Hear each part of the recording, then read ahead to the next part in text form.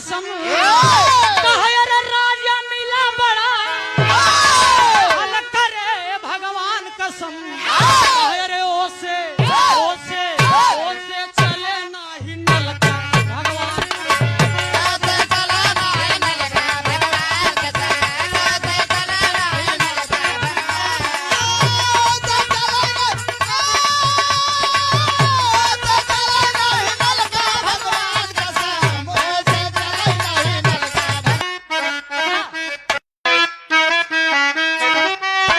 बहुत अच्छी ओहो जय हो जगदीश साहब।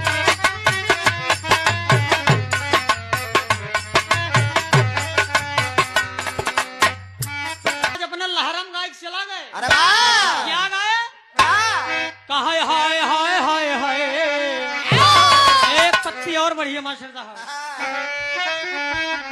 एक पत्ती और बढ़ जाइए कहा रे हाय हाय हाय हाय हाय लहरी का लहरा है मास्टर साहब कहा रे उड़ता है चिड़ैया ओ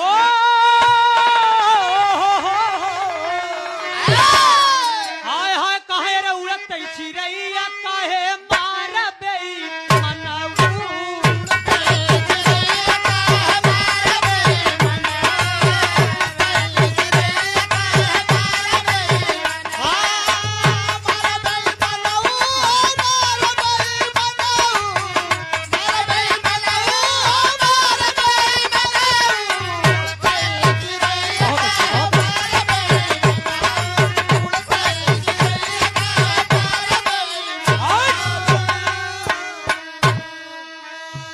इश्क का मार्ग कितना कुटिल मार्ग है साथियों।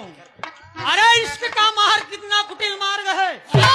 इश्कबाजों का इतिहास न्यारा गया। इश्क में इंद्र गौतम के दुश्मन बने जब अहिल्या का पानी उतारा गया। चंद्रमा गुरु बृहस्पति का परम शिष्य था।